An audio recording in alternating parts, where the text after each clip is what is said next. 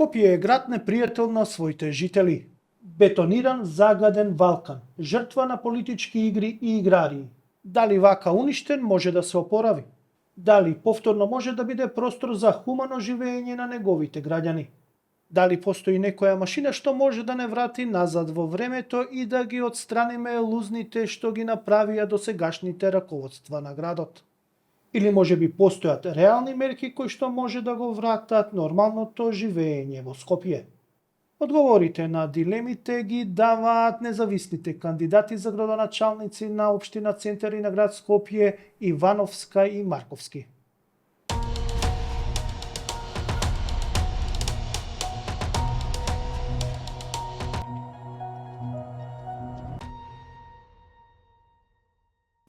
Како што најавив, време е за независните кандидати. А зошто независните кандидати за општина Центар и за град Скопје, бидејќи знаете дека подкастов има една круцијална улога, а тоа е јавниот интерес.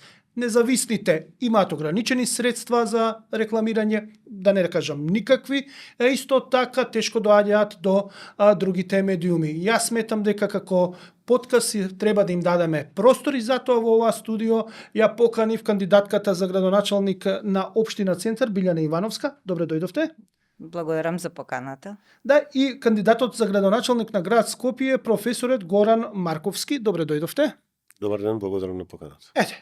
Ве најавив улогата на овој подкаст е на вистина јавниот интерес. Да, ние ќе имаме и политичари овде, односно кандидати кои што се од политички партии, ќе им дадеме исто така простор да кажат која е нивната визија за град Скопје, но сака малце да го разбиеме она вообичаено размислување како треба да изгледа една општина или како треба да изгледа целиот град кој што има десетина општини, како треба да функционира, и мене она што најмногу ме интересира во моментов, дали може на вакво едно девастирано Скопје на сите можни начини. Тоа значи дека имаме многу смет, загаден воздух, лоши сообраќајници, лош јавен превоз, лошо функционирање на јавни предпријатија, едноставно прелошо урбанизација, односно несоодветна урбанизација, некако да вратиме неколку чекори и да овозможиме сепак некакво хумано живење на нас граѓаните. Сите сме пред се ние тука граѓани. Први ќе одам со гостинката, со кандидатката за градоначалничка, ќе дадеме предност. Не работам и на општини поединечни во град Скопје, туку сакав град Скопје како целина да ја земам, но вие сте ми интересен пример затоа што доаѓате, треба атакувате, да речеме, односно се надевате на позицијата градоначалник на општина Центар, кој што во минатото е позната по тоа што е најурбанизираната општина. Едноставно, мене што ме интересира, дали постои во вашиот план како да се вратиме некако наназад и да ја направиме хумана општина Центар, а со тоа да покажеме дека една исклучително урбанизирана општина може да обезбеди квалитетен живот за своите жители. Ќе ми дозволите пред да одговорам на прашањето, уште еднаш да ви се заблагодарам за поканата, бидејќи ние немаме никакви средства за платено политичко рекламирање а другите средства што ако ги прибереме од донации, тоа воопшто не зависи од нас. Така што многу ни значат овие подкасти, односно многу ни значи можноста да допреме до вашите следачи, до граѓаните што следат каде се парите. Во однос на вашето прашање, ќе кажам дека јас размислувам како да направиме чекори напред, а не назад. Затоа што штетите што се направија, хаосот што е присутен во општината, бидејќи општината е центар на градот и не е само општина на граѓаните на Центар, туку е место каде што е врвулица од граѓани од сите делови на градот, па и на државата. Тие штети не може да се надоместат преку ноќ, меѓутоа може целосно работење на општината да се постави на нови основи, односно на нови вредности кои што ќе понудат поквалитетен живот. Пред се тука мислам на поголема отвореност и транспарентност во работењето на општината, односно во представување на сите процеси кои што се одвиваат во општината да бидат преку современи дигитални алатки, да бидат подостапни за граѓаните, бидејќи граѓаните имаат право да знаат какви одлуки се носат во општината и да учествуваат во креирањето на тие одлуки.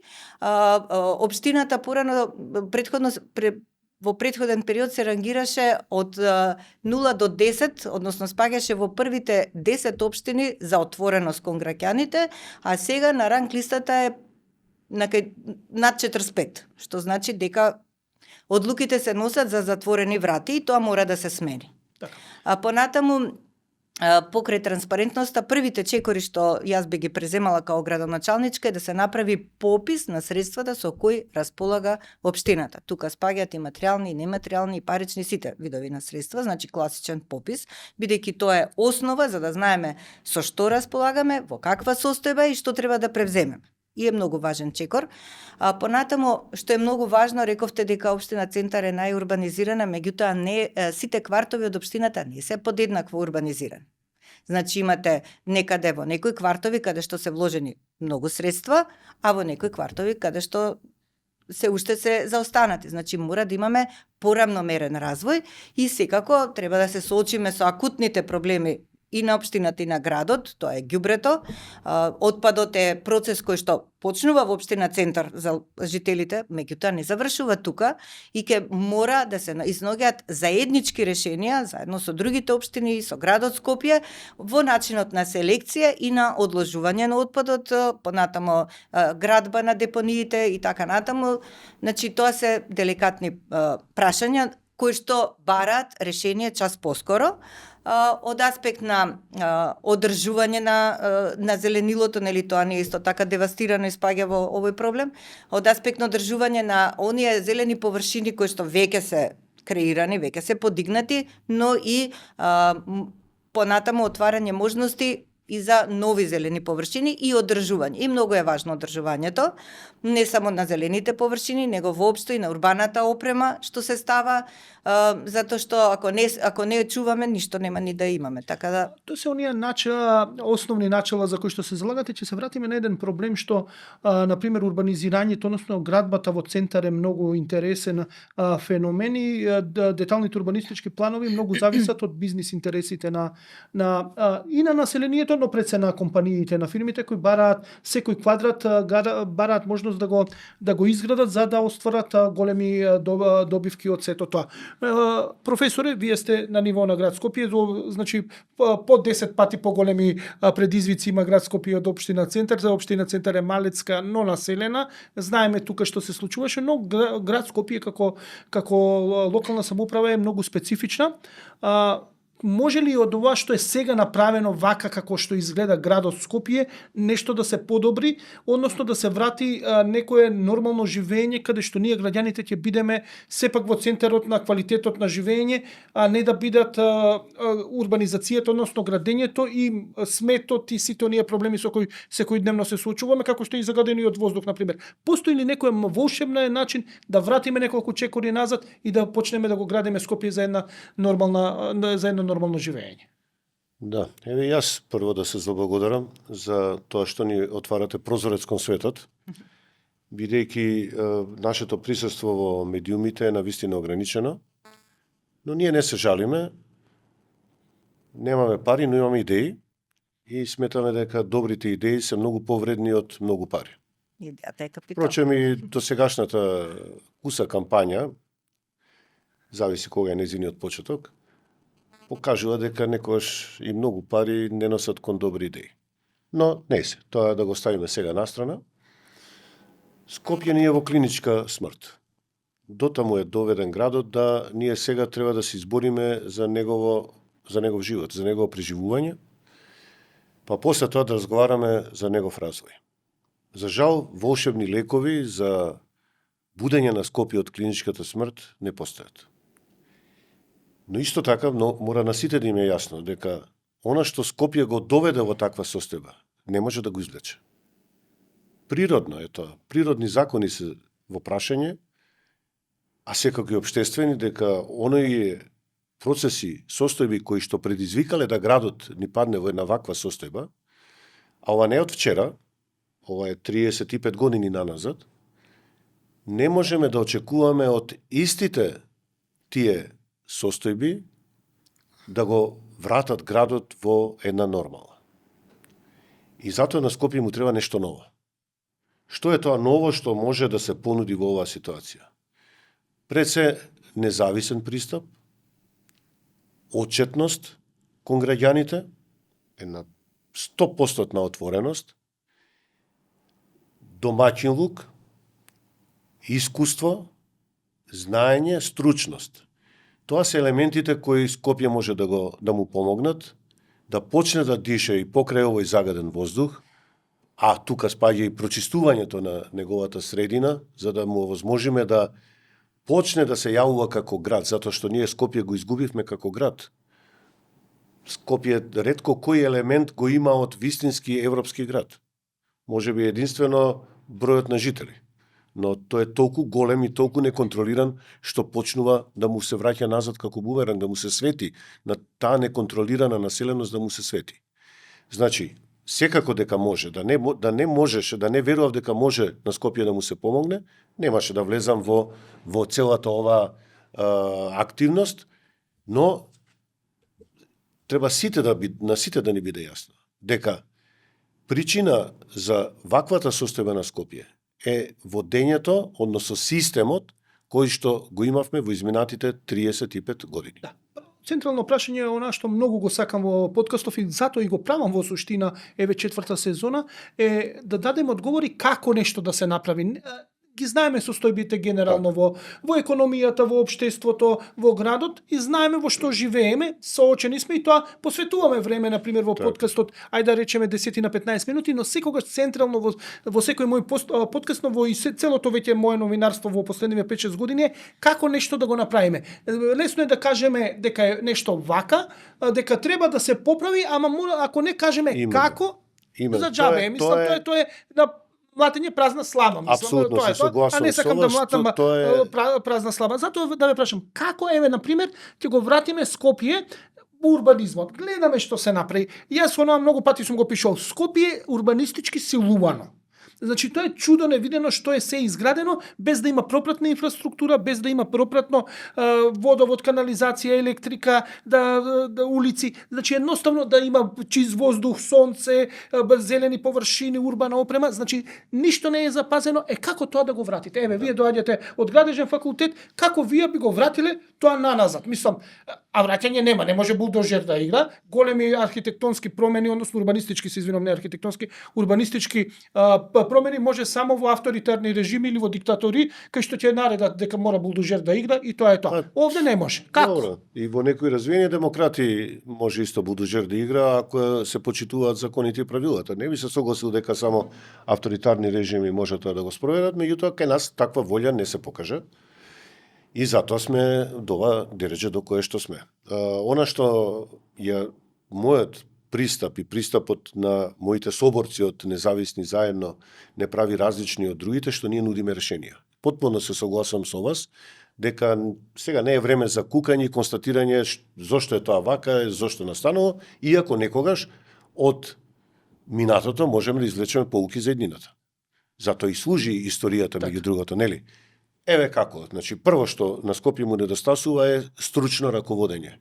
Од највисоката позиција градоначелник, па се до оние директори на предпријатија кои што се комунални предпријатија, јавни предпријатија, институции во Скопје. Значи стручност. Кај нас има партизираност на тие институции и тие институции повеќе не постојат. Дали некој од нас знае кој е директор на водовод и канализација? Сега не знам, еве јас. Не знам ни јас. Ја вчера го запознав, мислам го слушнав прв пат на паркови и зеленило, ми требаше бидејќи му протестира, па го најдов. Не знам ни јас. Дали знаеме кој е директор на Дрисла?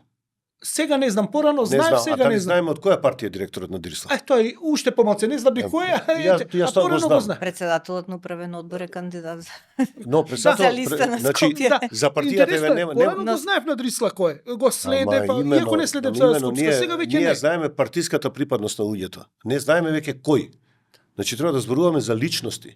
Знаењето, струката е во личноста, не е во партијата. Партиските коалиции, партиските пазари пред избори, после избори не доведа до ова состојба до која што сме. И тоа треба да биде јасно. Тоа е заклучок на кој што не може никој да се спротистави дека тоа не е така. Како урбанизацијата? Многу тешко. Вие самите констатиравте со прашањето дека многу е тешко сега да се урнат сите оние објекти кои што се изградени, кои со право, кои без право, кои со собнително право и така натаму. Девастиран е просторот, односно огромен дел од Скопје е девастирано, веќе како да ви кажам, на луѓето живењето во центар сега веќе не е предност, Сега треба некој да ве казни да живеете во некој објекти во Да, центар. уште се оди квадрат 3000 евра, Па мислам уште се многу. оди, затоа што има тука други причини за тоа, зашто се купуваат така скапи станови. Но, прво што треба да се направи, прво треба да го спречиме, да спречиме оваа еуфорија на уништување на градот. Прво треба да се сопре со нарачаните урбанистички планови. Тоа е еден голем проблем кој почна со осамостојањето на Македонија, да инвеститорот нарачува план, урбанистички план, и општината тој план да го прифати. Се разбира, оној што го нарачува план за себе, тој не нарачува план за јавно добро, него не го интересираат ни градинки, ни училишта, бидејќи му го намалува профитот сето тоа. И ние се доведовме у ситуација да имаме инвеститорски планови, односно еден вид, јас би рекол и кампинг урбанизам, за поседнија локацијата, изгради си тоа што тебе ти одговара, независно од контекстот на околината. И што па посебно ме боли како човек од академија и од струка. Како да се изгуби знаењето и чувството за јавно добро. Ние немаме урбанистички план во Скопје во кој што ќе се видат некои објекти кои што се од јавен интерес. Исчезна тоа. Немаме ни сали, ни културни центри, ни паркови, ни галерии, ни ништо, ни било што, музеи и слично. Само станови. Само станови, што И трговски повеќе центри. и трговски центри. Да, трговски центри со посебна намена, ако треба ќе уништиме нешто што е повредно за да изградиме трговски центар, и само станови, и тоа метри квадратни се. Успехот на урбанистичките планови, квалитетот на урбанистичките планови се мери во метри квадратни продаден простор. Тоа е единственото критериум. Значи, како? Прво стопирање на ова, нарачка на урбанистички планови од страна на општината или градот, за да се усогласат потребите, после понатаму да видиме што можеме да спасиме од тоа што преостанало од градот, да направиме зелени површини, да им обозможиме на Скопјани едно пристојно место за живење. Така. Доаѓаме сега од она прашање, кога го подготвувавме подкастов, ви го поставив тоа прашање бидејќи ми остана некаде во ехото база да деталните урбанистички планови и во однос на генералниот урбанистички план кој што не е донесен, мислам се касне неколку години со генералниот урбанистички план. 21 траше да Да, донесе. 4 години беше само цело време вика само што не е и не се донесе, значи доцне 4 години, но вие претендирате за градоначалничка функција во центар. Таму се изгради во најстрогиот центар покрај реката Вардар, покрај покрај градскиот трговски центар, покрај зградата на Сојузот на синдикатите, никна оние што се вика попски згради, што ги викаме ние, МПЦ кај што се јавува како инвеститори со собственик на земјиштето, кој што беше контроверзно поради тоа што не е усогласено со генералниот урбанистички план, кој што сите што не следат треба да знаат дека тоа е уставот за град Скопје за во поглед на урбанизмот, додека деталните урбанистички планови треба да се усогласени со тој ГУП, со генералниот урбанистички план. Вие како прва антикорупционерка реагиравте многу на сето тоа, сега ќе дојде кај вас во ваша надлежност, тоа се гради, нема враќање назад, но има една појава, на пример, каде што граѓаните сакаат да се гради и викаат ние остваруваме така материјална добивка, не зборувам за инвеститорите, граѓаните зборат и како вие ќе се борите против таа психологија да се даваат своите парцели каде што има една куќа или мала куќичка кај што ќе треба да добијат 1, 2, 3 стана, не е важно колку, или да во самото центар во Дебар мало, на пример, даваат тие маркички за инвеститори за да дојдат до некоја поголема вредност. Сепак тука станува збор за нешто што е примарно кај граѓаните, а тоа е да си го решат своето стамбено, имотно и материјално прашање, а вие ќе треба веројатно да се спротивставите на вашите гласачи кои ќе речете тоа не иде веќе така. Да, меѓутоа има начин тоа да се реши. Има начин да се реши. Тој детален урбанистички план и повеќето за општина Центар беа донесени во 2012 година под притисок и во многу несвојствени услови и не беа усогласени ниту со тогаш важечкиот генерален урбанистички план, ниту со тој што се донесе. И беа незаконски и заради тоа требаше тие планови да се преработат. Тоа е едната страна на медалата. Втората страна на медалата, конкретно за тој C08 спроти Holiday Inn, е начинот како се изврши денационализација на просторот.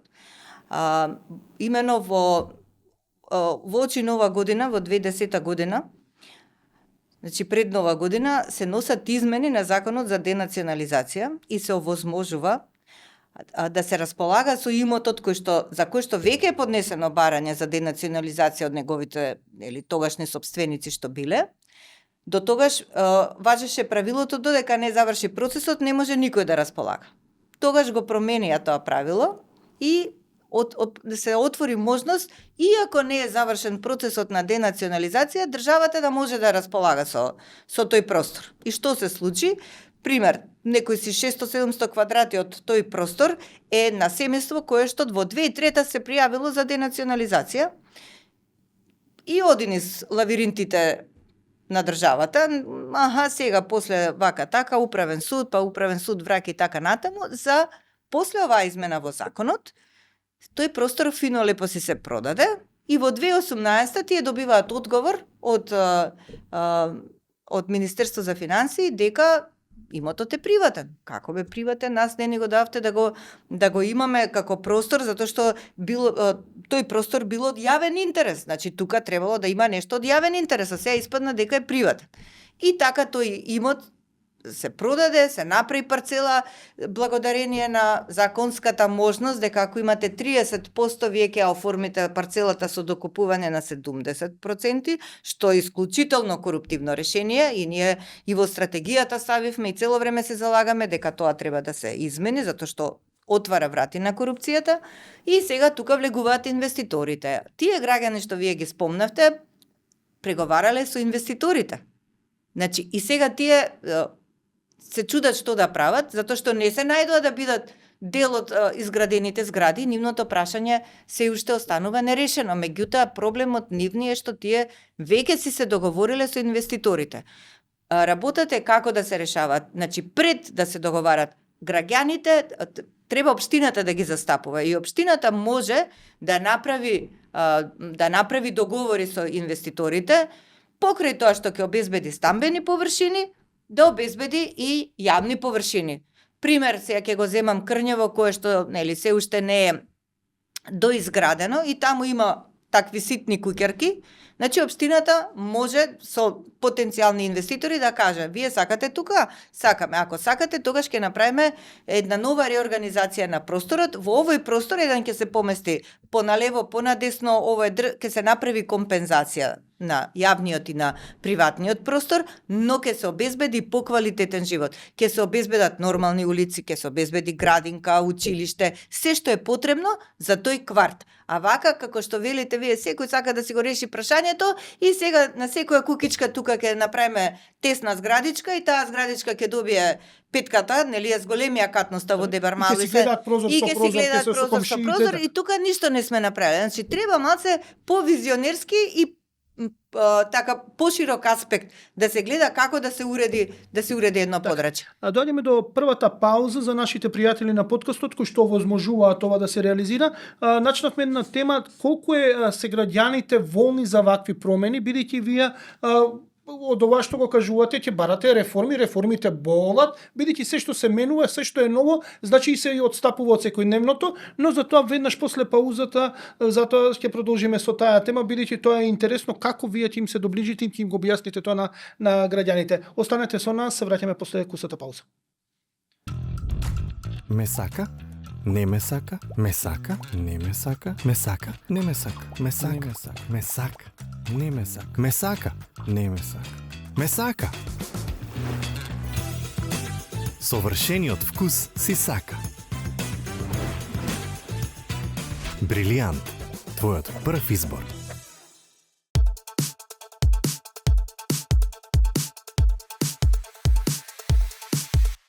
Животот е сладок и луд, кога јадеш луп, ајде пробај луп.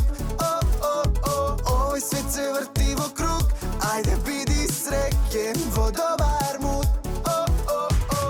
Нема друг таков вкус, нема друг таков вкус како животот е сладок и луд, кога јадеш луп, ајде пробај луп, ајде пробај луп.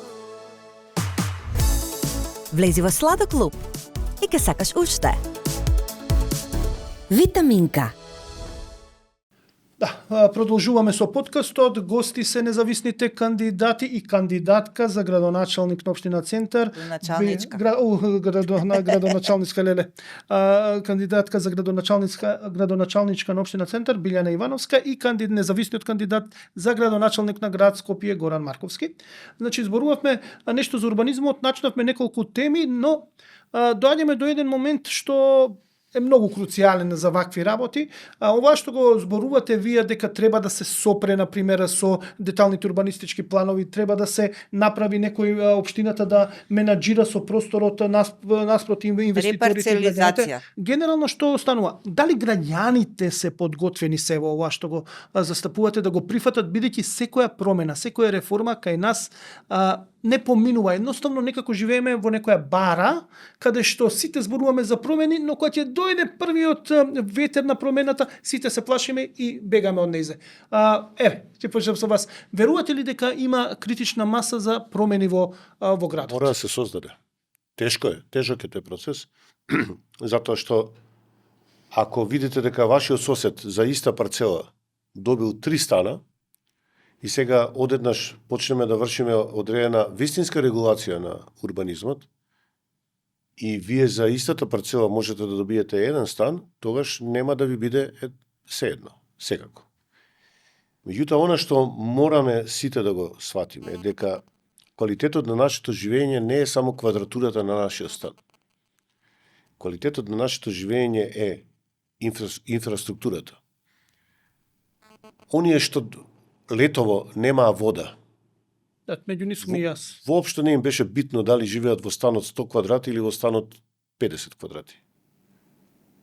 Оние што немаат каде возилото да го остават, сеедно им е во каков стан живеат.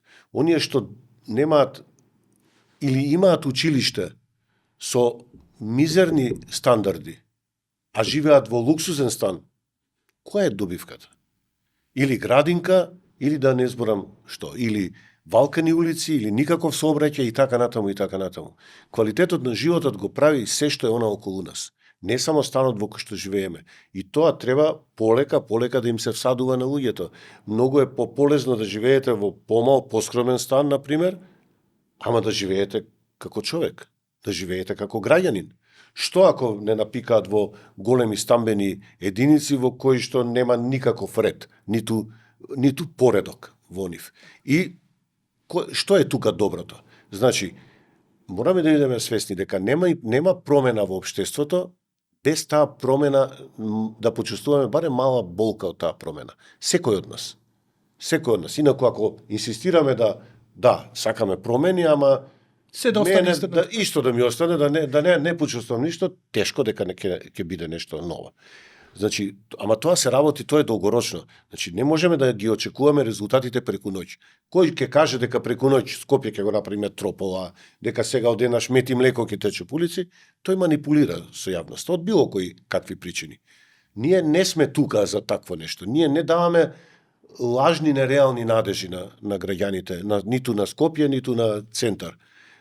Ние сме тука за да ја прикажеме состојбата реално, да апелираме дека сме во многу критична состојба, нудиме конкретни решенија, тие решенија некогаш ќе заболат повеќе, некогаш помалку, некого повеќе, некого помалку, меѓутоа само така сите ќе имаме добивка. Бидејќи ова што досега се правеше со урбанизам, ова не личи на урбанизам, ова е еден хаос во кој што, како да ви кажем, ниту има правила, ниту се знае што се прави, како се прави, ниту има некој контекст на работите. Ништо. Да, урбанизмот е наука. Ќе се вратиме малце на урбанизмот и малце на една вест што ја прочитав пред да почне подкастот. Тоа е околу проширување на улици, повеќе улици, поубави, поасфалтирани, полични улици, но тоа е за понатаму сакам да со господја Ивановска нешто да ја потпрашам, а тоа е вие во едно од најбогатите општини Центар, иако има и побогати, мислам, според БДП, но Центар е, ајде да речеме, најпрестижната општина во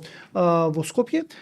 Главните приходи, како што до сега може да се види, е да се издаваат маркици од градежни дозволи. Што повеќе градежни дозволи, што повеќе маркици, тоа полесен приход за општината и сите да бидат среќни, да се дадат одредени услуги, општината да даде одредени услуги на граѓаните, а граѓаните да не сносат никакви дополнителни материјални трошоци, односно да не плаќаат повеќе за нивните поголеми станови, за нивната локација што се во центар, едноставно да живеат давачки, да имат исто како што јас сум во Гази Баба. Иако центар е центар, Гази Баба е Гази Баба, ја не би ја менувал мојата општина за центар, но сакам да ви кажам на исто ниво сме, но центар е престижната, а Гази Баба е непрестижната општина. Но се финансира Гази Баба од маркици, од изградба, од инвеститори. Како вие ќе запрете таков еден процес, а да не се одрази врз финансиите на општината и што ќе направите, бидејќи тоа е веќе една воспоставена пракса изминативе 30 и кусур години?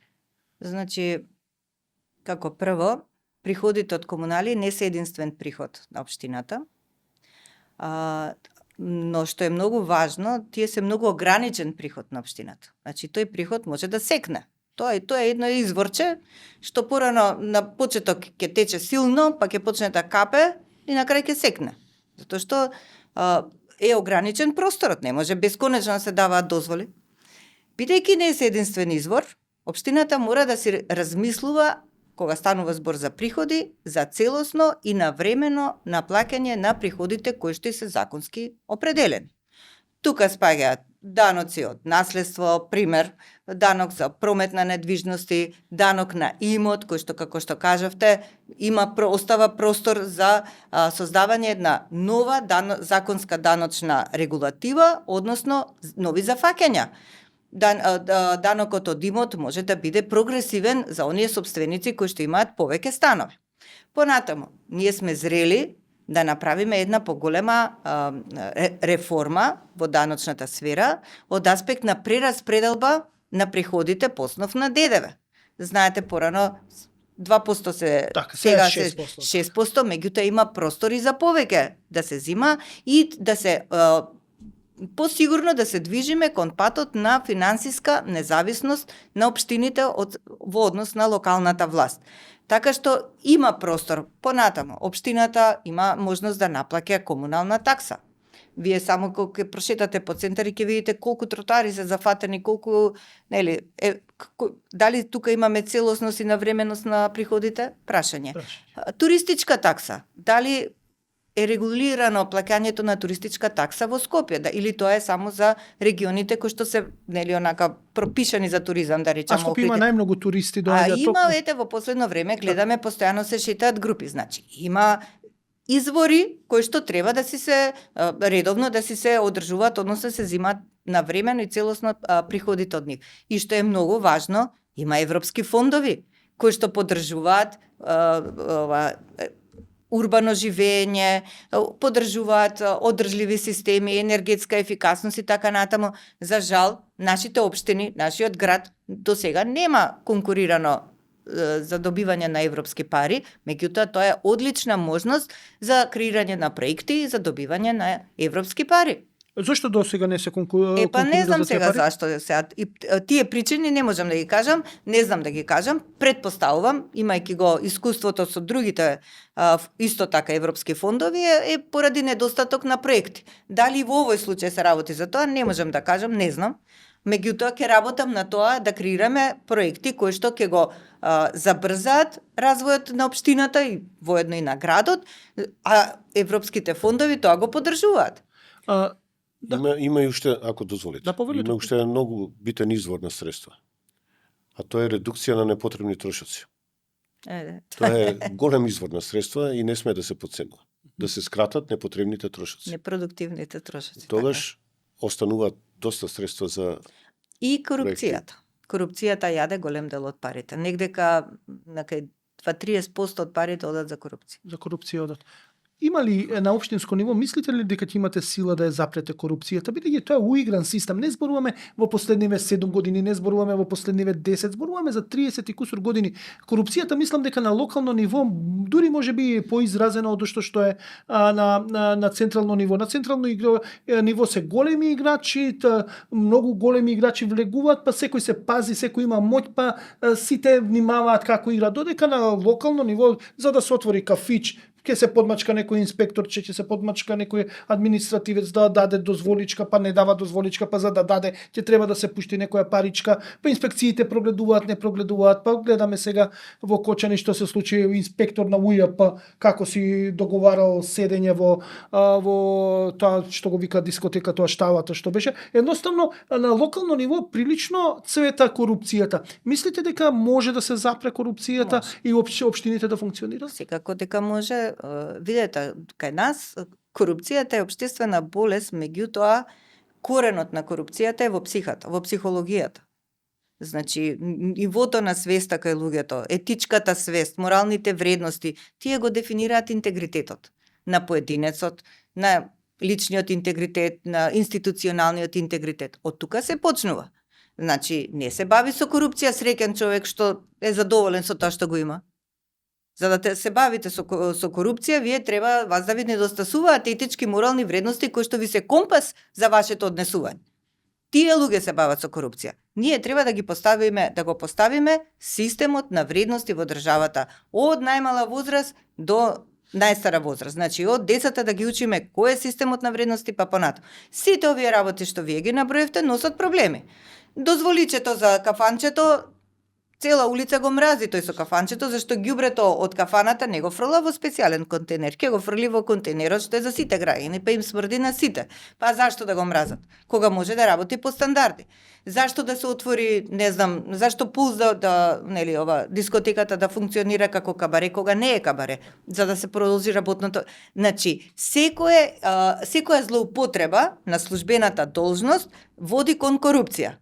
Секој некој што го прекршил стандардот, прогледал преку прсти, води кон корупција. Значи, прво со засилени контроли на однесувањето на вработените, односно нели на службите како си ја вршат работата, но има дигитални алатки. Дали градбата отишла на лево или на десно, сега веќе се може дигитално да се следи, дури инспекцијските контроли да не бидат толку битни. Имаше, која работе во една друга редакција, се обидовме да враќаме преку Google Earth како е узурпирано земјиште и го враќавме и тоа што се гледаше кога почнала узурпацијата, дивоградбата, кога сето тоа. Сигурно е после 2011. Така и после 2015 и 16 беше сето тоа и во суд рекоа тоа не го признаваме. Тоа не може да биде доказ за на суд, бидејќи тогаш е почнато и тука заврши. Системот не го интересира да бидат решени проблемите, системот не сака ништо да се реши. А кој го прави системот? Системот го прават луѓето. Значи, мислите дека можете да се борите против општинските луѓе кои што се вовлечени во корупција? Значи, јас цело време во мојата досегашна работа, не само во антикорупцијска, него нели во ревизорската работа, цело време наоѓав наоди и пишував препораки. Значи, сега сакам на дело да ги спроведам препораките што ги пишувавме со години. Буквално така. Да, добро, ќе видиме дали ќе успеете. Ајде да се вратам сега на онаа прашање што мене ме интересира за улиците. Тоа не е само за улици, тоа е така звучи дека ќе зборуваме за улици, се зборува пошироки, поубави, подобри, поасфалтирани, убави тротоари, сето тоа, но ние сакаме да прошириме што повеќе за да имаме повеќе возила на нив, но така во светот се нема решено проблемот со сообраќајниот метеж, посебно во градовите, со проширување на улици, напротив со други мерки. Сметате ли дека се ова што се најавува за нови сообраќајници за проширување е добро или треба да се оди обратно, да се намалуваат сообраќајниците, да се прави зелени појаси, да има што помалце сообраќај, а да се даде друг квалитет на граѓаните? Да, јас сум предпоставувам единствениот кандидат за градоначелник на Скопје, што ја турка тезата дека улиците во Скопје треба да се стеснуваат, бројот на паркинг места јавни да се намалува, се со цел да се дестимулира употребата на моторни возила. Другото е во колизија. Од една страна викаме, ние ќе создадеме се повеќе зелени површини и ќе изградиме се повеќе катни гаражи. И пошироки улици, и булевари и така натаму. Каде? Па сега едно со другото не може. Ја барем така мислам, не знам кај ќе ги најдеме тие зелени површини ако изградиме катни гаражи. Патеме како фуснота да кажам дека градењето катни гаражи во центар на Скопје е една чудна работа да се узурпира најквалитетниот простор во главниот град за паркирање на возила. Ја разбирам да се оди под земја, меѓутоа над земја јас ретко каде имам видено во во развиени градови, во нормални градови да паркирањето оди горе. Но да се вратиме назад. Значи, мојата визија за Скопје е Скопје со што помалку автомобили, со што повеќе велосипеди, со што повеќе одење пеш, со што повеќе, односно единствено со електрични такси возила, кои ќе бидат со многу примамлива цена, и со електрични автобуси во градскиот превоз. Тоа е визијата која јас би ја туркал за Скопје. Тоа исто така не може преку ноќ, за тоа треба добар, организиран, предвидлив градски превоз, за тоа ќе требаат можеби некои подземни сообраќајници, за да центарот, она што е најгустата средина, ја ослободиме од сообраќај, за тоа ќе требаат не многу редуцирани и скапи паркинг места, премногу скапи паркинг места, за да ме одвратат од идејата да одам јас со моето возило еден, да одам километар, два, за да отидам, паркирам, загадам, паркирам и се вратам назад. Значи, вие сами рековте, тренд во европските градови е да улиците се стеснуваат, да практично што повеќе има простор за оние други учесници во сообраќајот. Например, ќе ви кажам, само Партизанска како пример ќе ви ја наведам. Партизанска има ширина на 3 ленти, секоја лента е по 3,5 метри широка. 3,5 метри по нашите стандарди е лента која возможува брзина од 100 км за час. Значи, на час. Значи, ако практично Партизанска ве предизвикува да возите брзо. Рамна како пушка. Да, и затоа имаме жртви на Партизанска. Затоа што таа е така скроена да може да се вози по неа брзо. Во тоа време кога е градена, се разбира, сликата со возила била сосема поинаква. И сега ние треба да размислуваме како тој профил на Партизанска да го подсобереме, со тоа автоматски да намалиме брзината на возилата, значи сама по себе да си дојде, а да овозможиме на другите учесници во сообраќајот, велосипедисти и пешаци да повеќе уживаат во пешачење. Ова ќе биде револуција, ако го направите сите возачи, а сите сме возачи, а забораваме дека пред се сме пешаци, па сме велосипедисти, па сме возачи на автомобили. Но кога ќе седнеме во кола, чудно забораваме што сме, дека сме пешаци. Оди целото оди во пакет. Сега, пример да кажам, треба да одите на театарска представа. Или треба да одите на некоја забава. Што ќе ви биде позгодно? Да тргнете со вашето возило, да знаете дека ве очекува проблем со паркингот, значи нема доволно паркинг, не правиме катни гаражи за да ве привлечеме да дојдете со возило, не, ќе ве одвлечеме, дека паркингот е премногу скап. И кога ќе удрите математиката, ќе сватите дека со електрично такси ќе ве чини поевтино, ќе бидете поголем господин, ќе можете и да се напиете послободно нешто и да се вратите дома кога сакате. Така. Тоа се алтернативите. Оно што јас сакав да го додадам, што велите како сега ние тоа ќе го свариме, како ќе ни биде тешко, па ајде да се вратиме назад, како ние порано се идевме со автобус. Значи тоа што настана беше низок, други време не е само тоа. Не е само стандард, функционираше јавниот превоз. И не бевме толку значи, нежни. Точно, па не бевме толку нежни, ама работата беше што, например, точно си знаевме кога ни иде последниот автобус да се прибере. Пример. Па возењето во автобус, па има тоа и социјална димензија, луѓето си се заедно од исто мало, си се враќаат и така. Наеднаш сега, поради слабостите на јавниот превоз и тоа што е непредвидлив, за да може некој навреме да стигне на работа, повеќето од граѓаните се ориентираат кон возила. Меѓутоа, ако се ова го вратиме назад како што предлага нашиот кандидат на независни заедно професорот Марковски, тоа значи дека граѓаните треба оберучки да го прифатат, па ќе му останат повеќе пари во буџетот, па нема да мораат да сервисираат, нели не мораат ни да имаат приватно возило или да имаат само за некои подалечни дестинации. И ќе размислат дали ќе им треба да имаат. Ако функционира сообраќајот не само во градот, него воопшто и во државата. Да, го спомнавме, Лјубљана е интересен пример, сите го генерално сме отишле еднаш, два пати, три пати. Ма и Загреб исто, сите балкански држави што сме биле во Југославија, градови, поголемите градови, одат надоле со паркингот, горе имаат слободна површина, најчесто е тоа парк, некое скверче, а доле се паркинзите, имаат одличен јавен превоз. Например, и го решаваат, Лјубљана доаѓаат дневно илјадници, десетици илјади од надвор што работат, живеат надвор од Лјубљана и ги паркираат автомобилите надвор од градот, плаќаат 1 евро паркирање и уште мислам дека во тоа 1 евро паркинг им влегува и возењето И со автобус низ градот. Така. И буквално низ Љубљана, низ строгиот центар, не дека е голема Љубљана, може да се движите без да има возила, да немате никаков страф.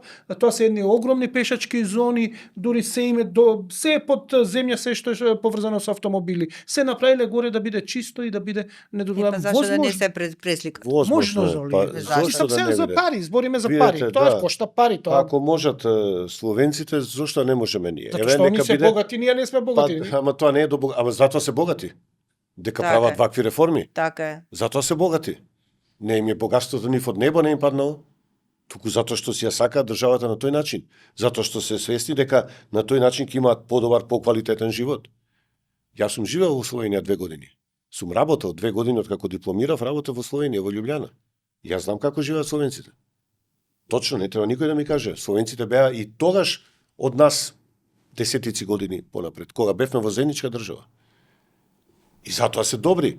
Значи, како да ја кажам,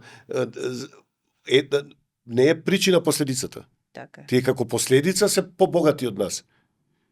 Затоа што кај нив масовниот спорт е присутен до најмалото дете и до најстариот човек. Зошто? Затоа што си ја чуваат природата, затоа што имаат чисти реки, затоа што имаат чисти планини, затоа што велосипедски патеки имаат јасни, можете да возите без опасност некој да ве собере со возило. Љубљана, сигурно и нив не им било, и знам дека не им било едноставно. Ние, како гостин, го повикавме и ќе ни дојде градскиот архитект на Љубљана, кога Љубљана е трансформирана во однос на сообраќајот и ќе го имаме овде во Скопје присутен во текот на кампањата. Еве, и да ни каже првиот човек на Љубљана, тоа што го создал, архитект, професор, сега во пензија, да ни објасни како и зошто. Значи, не се и тие, не се над луѓе словенците во однос на нас. Само треба стратегија, државата да го турка тоа, таа идеја, градот, општините, сите заедно да работиме на тоа. Може, нема да биде едноставно. Сигурно нема да биде едноставно. Но не е невозможно. Така. Баш Не е невозможно. Видете, ако економски човек почувствува дека му е поскапо да тргне со своето возило, поризично да заврши некоја работа, отколку да повика, па ние во сосед електронско такси, електрично такси, и да ја заврши работата брзо и ефикасно. Па зошто? Кој ќе си работи против Да, својот интерес? например, ја денеска дојдов со автобус, ќе си одам после со такси побрзо да стигнам, бидејќи минатото паркирање за подкастов кај што го снимаме кошташе 3000 денари, бидејќи паркирав кај што завршува паркинг просторот, почнува иштрафтано, таму го паркирав, платив картата, мислам што е сето тоа, но ми дојде пајакот и рече, Знаете, здравје Боже, си бил надвор, тоа е на коловоз. Еве, да зборуваме со тоа. бројки. Да Тоа е зборуваме со математиката, бројки. добро. Знаете колку чини полнење на батерија која може да ви овозможи возење од 300 км низ градот? Колку чини ноќното полнење на таа батерија? 3 евра. 8 часа може да се вози. За 3 евра може да таксистот, јас сум разговарал со таксисти, тие дневно поминуваат помеѓу 100 и 200 км. Така. Да, и интересно е полесно е одржувањето Па нормално. на тие сега, автомобили има така. тука е задачата на градот, на државата да им помогне на тие луѓе. Тоа се Па да не збориме за овозможување на бесплатно полнење, ние имаме сончева енергија колку сакаме, значи тоа се тие Се може. исчекори кои ќе се направат. Лесно нема. нема. Така е. Волшебно стапче не постои. Или природата ќе не реши. Као што е Скопје трусно подрачје, и природата може да не реши.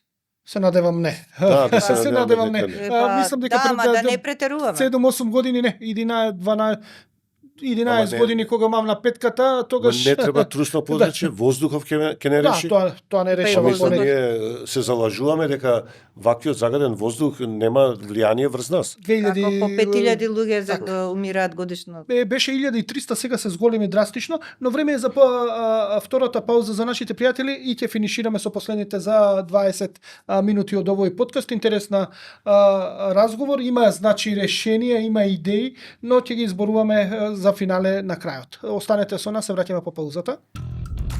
Ме сака, не ме сака, ме сака, не ме сака, ме сака, не ме сака, ме сака, ме сака, не ме сака, ме сака, не ме сака, ме сака.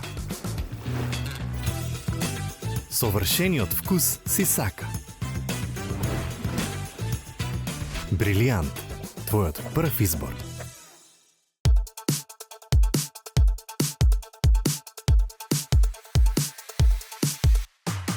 Животот е сладок и луд, кога јадеш луп, ајде пробај луп.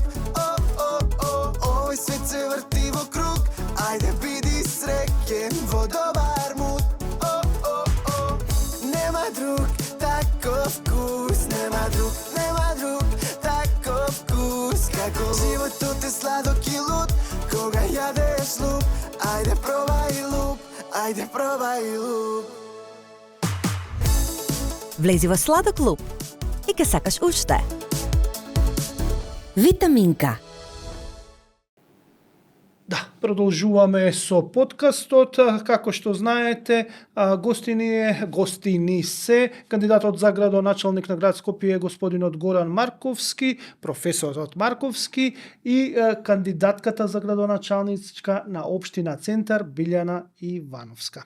Значи зборувавме за многу интересни работи, завршивме со тоа дека верувате вие дека граѓаните ќе сменат својот однос кон градот и ќе прифатат и реформи, иако ќе бидат малце болни за сите нас, но со прифаќањето во догледна иднина ние ќе живееме поквалитетно. Но да се навратиме нешто што е голем проблем во градот, тоа е загадувањето на воздухот. Со тоа и го завршивме вториот дел, втората третина од подкастот.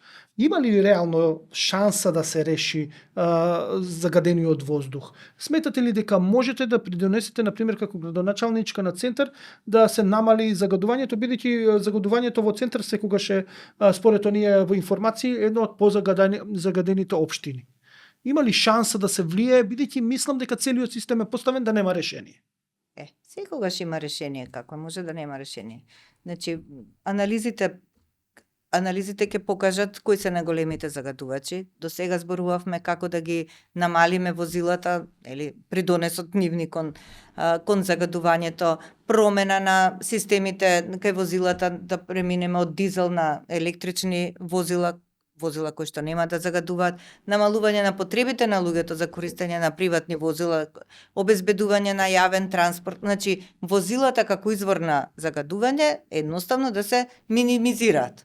Тоа е едната страна. Втората страна е капацитетите кои што се, општината не се загадува само со капацитети што се во општината, туку пошироко во градот. Ние исти воздух дишеме без разлика која општина е. Значи, тие што работат на мазут, тоа може да се промени. Може да се стават соодветни филтри. Значи, тука е повторно затајуваат контролите кои што прогледуваат низ прсти на одредени индустријски капацитети кои што ги немаат вградено филтрите. Вие спомнавте општина Газибаба, па таму колку луѓето реагира од Железара за Железарата, мислам од населбата Железара за фабриката Железара. Значи, за се си има стандард. Кај нас е проблемот што не се почитува тој стандард. Тука ни е проблемот. Ние се сакаме да фатиме некоја кривина. Секое фаќање кривина не води по подолгиот пат за да дојдеме до решението. Ние мораме да ги скратиме причините што не довеле до оваа состојба. Не можеме ние да бараме решение во причините. Напротив, да ги скратиме причините. Понатаму греењето.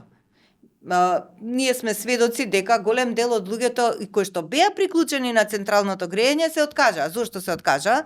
Поради економски причини, така ли? Значи државата, односно градот, односно општината треба да се изнайдат заедничко решение, централното греење да биде прифатливо за граѓаните, економски прифатливо, со цена прифатливо. И нормално дека тогаш нема да одат понатаму оние што се ранливи групи што палат секако вид отпад, па во најголем дел пожарите и од тоа и беа предизвикани. Значи прво треба да се погрижиме за тие социјални групи, да ги обезбедиме социјално, да ги обезбедиме со живеалиште, со работа, за да немаат причина да палат. Значи да си бидат ситуирани, да немаат причина така да се однесуваат. Тоа е една социјална инклузија на сите граѓани во општината, во градот, во државата, во се. Треба да се мисли пошироко. Професоре, има ли реално решение на загаденоста на воздухот? имало и позагадени градови со кај што воздухот бил позагаден и го решиле, но тоа било сериозен ангажман. Ние гледаме дека во изминативе 10 на 15 години кога повторно се актуализираше проблемот со загадениот воздух, како да немаме доволно политичка волја и како од централната власт, но и од градот некако си остава некој друг да ја заврши работата. Има ли шанса некако да се подобри квалитетот на воздух? Видете, ние немаме избор. Ние не треба да чекаме дали има шанса, ние треба сами да создадеме шансата и да го најдеме решението ако сакаме да преживееме. Со други зборови, она што е загрижувачки е дека за загадувањето во Скопје се говори можеби повеќе децении, а не се преземала ниту една мерка досега. Ниту една. Освен она со инвертери промашена работа. И сега тоа е малце симптоматично. Не е работата само да зборуваме, како рековте вие на почетокот, тајте решение да бараме. Загадувањето во Скопје претежно произлегува од 4 избори, тоа е индустрија, домаќинства, сообраќај и депонии. Загадувањето на воздухот зборува. За индустријата спомнавте, тоа е горе-доле за мене и најлесно решливо. Филтри на оджаци, нема друго решение таму. Само треба да се састане цврсто законска регулатива, да се почитува и тоа се решава брзо. Сообраќајот веќе го дискутиравме, да не повторувам повторно. Битни се тука автобускиот и такси превозот, бидејќи тие цел ден возат низ градот. Автомобилите на поединци, одиме до работно место, го ставаме автомобилот 8 сати не работи, тој загадува, ама сепак помалку во текот на 24 часа. Значи битно е градскиот сообраќај. Идејата со градски воз исто ја поддржувам, она што го турка Министерството за транспорт, мислам дека е добра идеја, таа инфраструктура постои и треба да се искористи максимално колку што може. Значи сообраќајот е тоа. Домаќинствата се најсуптилниот проблем и тука треба да се оди во два правци. Брзо, потезен и побавен процес кој побавно ќе ни даде резултати, односно повеќе време треба да се реализира. Брзото е филтри на оджаци на индивидуалните објекти. Постоја тоа и во соседството се користи, значи градот, државата, општината да им помогнат на тие луѓе да се постават оджаци, филтри на оджаците, да се чистат, одржуваат како што треба, за да се редуцира загадувањето. Не можеме ние од тие луѓе да бараме да мрзнат зимно време, да не се греат, затоа што луѓето од немајкаде се доведени во ситуација да горат се и се што да се загреат. Ама паралелно со тоа и за тоа веќе постојат проекти. Тоа е жално што постојат такви анализи и проекти да се направи топловодна мрежа за грејење. Значи до домовите на тие луѓе се донесе вода топла од топланите, да им се субвенционира натрешната инсталација, подстаници и така натаму, ако треба утре да им се намалат и сметките за плаќање, и на тој начин тие ќе живеат многу подобро, ќе имаат поквалитетен живот, ние заедно со нив ќе имаме поквалитетен живот затоа што ќе имаме почист воздух. И четврто се депониите. Гледаме што се случува со Вардариште, со Дрисла. Метанот е главниот проблем зашто се потпалува, тоа се нестручно, како да кажем, изградени депонии. Вардариште не е ни депонија, дива депонија, само е Дрисла депонија. Сега го плаќаме данокот на она што е направено на тој јаваш, и неводење сметка, па и незнаење, можеби нестручност. Тоа ѓубре што е во Вардариште скапува, метан излегува низ него, метанот е лесно запалив газ и нормално дека ќе имаме пожари, се додека тоа не се исчисти. Затоа се потребни, значи за Вардариште правевме некои анализи, негде околу 20 милиони евра се потребни за да се исчисти Вардариште, како што треба. Да се дојде до здрава почва. Така. Сега тука може да се направи исто еден проект на одржливост. Таа почва што ќе се исчисти, таа може да се користи како градежно земјиште и практично да се врати назад трошокот што ќе се направи за чистење на Вардариште. Може се, само треба некој да засука ракави, да има добра желба, да има знаење, да знае каков тим да формира, да не е оптоварен со некакви други интереси и математики, има решение за се. Јас би додала тука уште пренатрупаноста во урбанизмот. Густината на градење и тоа придонесува за загадувањето, затоа што таа ружа на ветрови што сме имале ние во Скопје веќе сме изгубиле. Од друга страна и градилиштата се сериозен субјект за загадување. Имате незаштитени градилишта, имате ниеден камион не излегол со миени тркала од игралиштето. Значи, тие се сериозни загадувачи, бидејќи и тие не работат по стандардите што им се генерално земено. Се што е, се извинувам, надвор од стандардите, носи некаков проблем. Така. Сега доаѓаме до финишот на овој подкаст. Имаме уште 11 минути колку што гледам. По едно прашање ќе ви поставам и уште едно за крај. Првин, рековте се може ако се засукаат ракавите. Господјо Ивановска, како ќе ги засукате ракавите и како ќе пристапите на функцијата ако победите на локалните избори за општина Центар? Значи, што ќе направите, што се вика најбрзо што можете и вака како ќе направите и сега тоа почнувам да го работам. Во првите 6 месеци би направила дигитализација на се што е можно во општината. Значи, тоа се многу важни процеси, што треба да се направат, алатки кои што треба да овозможат полесно функционирање на општината и поголема отвореност и достапност до граѓаните.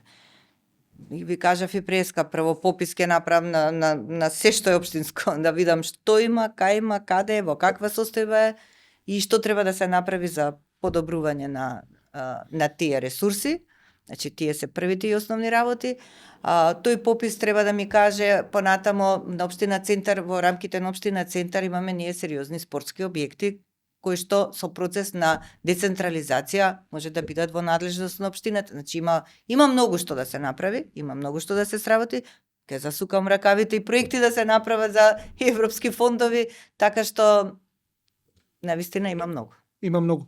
Професоре, вие ако ја добиете довербата на граѓаните, што ќе биде прво што ќе ги засукате раковите, бидејќи предизвиците се огромни, односно проблемите се огромни, ова ново говорот со предизвици наместо проблеми што го зборуваме, стварно не ми оди во глава. Имаме ние дебели, големи, тешки проблеми, што ќе ги засукате ракавите и со што прво ќе се фатите за да кој ќе станете градоначалник? Прво ќе поставам стручни директори на сите критични места, без разлика на нивната партиска припадност или не. Македонија нема голем потенцијал со стручни лица, многу ни заминаа надвор и ние немаме таков можност за такво луксузирање да уште и ги пребираме оние што се останати тука, уште да ги просејуваме низ различни сита, затоа што на крај не останува ништо. И затоа треба да се екипира тимот со стручни лица кои што ќе бидат дојдени за подобрување на состојбите. Значи, прво тоа. Второ, ќе седнам со советот и ќе отворам една транспарентна постапка, отворена, достапна на сите граѓани, да разговараме заеднички за проблемите. Ниту градоначалникот може сам да ги реши проблемите, ниту некој друг постои што може сам да ги разреши овие проблеми. Проблемите се тешки, треба еден консензус, не мора да биде тој 100% консензус. Нека има, како да ви кажам, борба на спротиставени мислења, идеи. Секоја добра идеја ќе биде прифатена независно од каде што доаѓа, туку да формираме консензус дека мораме да работиме следните 4 години, да работиме за доброто на градот, да го спасиме. Во спротивно, губиме сите. Значи, отвореноста ќе биде една од моите начела од кое што нема да отстапам. Секоја заглавена процедура ќе биде објавена на интернет и образложена зошто е заглавена. Да видиме каде е вината, нели? За да биде јасно на сите. Нема што јас да кријам. Ако може да спроведеме нешто. Знаете Тоа зашто? се првите чекори, нималку лесни, Така. но мора да се оди во таа насока. Не можеме да дозволиме, може се ќе изгледа покрај овие други проблеми, не е толку битно, но и тоа не е беззначајно. Не можеме да дозволиме да ни убираат животни во зоолошка градина од незнаење. Така, да, тоа е голем проблем. Не, тоа е многу Од нестручност. важен проблем што ние не се, го како да обработуваме. ви Тоа е кажам, апсолутно важен селосно проблем. па нормално. Бидејќи тоа покажува какви луѓе сме, какво општество сме, кога некој што го треба да го чуваме и се грижиме за него умира од нестручност. Тоа е сосема важно прашање. Сакав да кажам, неколку пати Љубљана беше спомената за пример. Зошто Љубљана е добар пример? Затоа што сите се договориле, без разлика на политичките определби, сите се договориле дека нивниот град ќе биде број 1 во чистота, во квалитет на живење, во се. Значи, приоритет е квалитетното живење. И тука сите се согласиле. Сите политички страни. Значи, тоа е што е најважно за граѓаните. А кога веќе зборуваме за грижата, мислам дека и тука треба многу да се работи на јакнење на свеста на граѓаните. Затоа што, доколку, да речеме, беше пример со општина Центар, неколку пати работи на поставување на урбана опрема, реквизити во детски игралишта и така натаму, и поради хулиганско девастирање на истите мора да ги промени. Зошто се случува тоа? Поради негрижа. Поради тоа што децата не се воспитани како што треба. Значи, и тоа хулиганско однесување има свој корен, има свој причини. И мислам дека тука има доволно работа и психолозите да си го кажат својот став и да работат со овие групи, затоа што ние живееме во една поширока заедница и ние мораме системски да се бориме за надминување на сите овие проблеми. Ако немаме грижа, тогаш џабе фрламе пари. Значи, свеста кај луѓето треба да расте, дека за секој вложен денар, тоа е нивни денар, дека треба секој да има грижа за се. Пред да се обратите на вашите гласачи, зошто да го дадат гласот за вас, само уште едно прашање што се наметна од нашето претходното прашање, дали имате веќе формирано тимови од прилика, ако бидете градоначалници вие на општината, вие на град Скопје, кои што ќе се зафатат од самиот почеток со работа, или од кога ќе стапите на функција ќе го барате тимот? Па секако дека ние во текот на долгогодишната моја кариера познавам луѓе и сум во контакт со луѓе во кои што имам целосна доверба и во нивната стручност и во нивната честност, така што дел од нив би бил среќен да ги имам во мојот тим. Но секако, ако излезе некое подобро решение или поинакво, би го прифатил истото, без разлика на се. Значи, на вистина, тоа сега знам дека во наши услови тешко е да се поверува на таквите поидовни идеи, меѓутоа целта, значи од оваа позиција влегувам во оваа борба со единствена цел, да оставам нешто зад себе со кое што ќе се гордеам јас, со што на градот и на моите сограѓани ќе им помогнам. Истото прашање, имате ли вие тим? Да, се разбира. Добро. Значи, никој не е најпаметен за се. Меѓутоа, паметен е оној кој што знае да го искористи најдоброто што го има околу себе. Така што тоа е мојот начин на функционирање, формирање тимска работа секогаш. Значи, и како ревизор сме работеле како тим, во ДКСК работевме како тим, користејќи експертски мислења, така што и сега ја немам проблем со тоа. Зошто за вас да гласаат гласачите во општина Центар? Затоа што гласачите треба да сватат дека доколку сакаат промена, не треба да гласат за причините кои што ја довеле состојбата до ова дереже до кое што сме сега. Гласачите треба да сватат дека не е доволно само да кажуваат дека живеат тешко и да се стават во улога на жртва, туку дека треба промената од нив доаѓа. Значи треба да направат нешто за таа промена. Не е доволно само да се кажува дека вака не е убаво, дека ова не чини, тоа не чини, но како ќе го промениме тоа? Значи промената тие треба да бидат релаксирани, треба да бидат растеретени од политичките влијанија, затоа што знаете какви се политичките машинери работат сега со полна парија. Но мокта во перото е многу поголема од било каква политичко влијание. Затоа граѓаните сега треба да се бидат свесни и да знаат промената е во нив, одлуката е кај нив. А ако сватат дека ние го нудиме тоа, јас го нудам тоа за општина Центар, нека ми ја дадат довербата, а јас ќе ја вложам мојата одговорност, интегритет, експертиза, се што знам до сега. Никогаш не сум подлегнала на било какви притисоци, нема ниту сега да подлегнам. Јас сум на крај од кариерата, ја можам да сидам у мојата комфорт зона у пензија, меѓутоа сакам да оставам нешто зад мене, сакам нешто добро да направам за општина. Добро, тоа е вашите аргументи, професоре, вашите. Сосема кусо, гласајќи за мене, всушност гласачите ќе гласаат за себе и за своите деца. Добро. Благодарам многу. Ова беше подкаст посветен на независните кандидати за градоначалници на општина Центар и на град Скопје.